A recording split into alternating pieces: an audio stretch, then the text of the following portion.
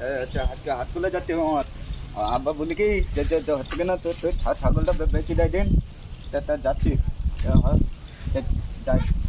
আস্তে আস্তে যাওয়ান দেখি বেঁচে দেবান এ হাবু এ দাদা কোন জাতি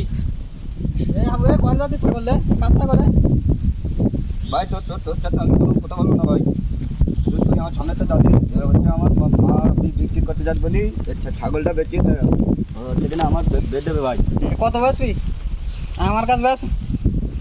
পাগল মনে করছি না তুই আমার ছাগল তোর কাছে বেচবো কেন আমি হচ্ছে কিনা আমার মা হচ্ছে হাটগুলো বেচতে বলি তোর কাছে আমি বেচবো না ভাই তুমি হাটে বেচবো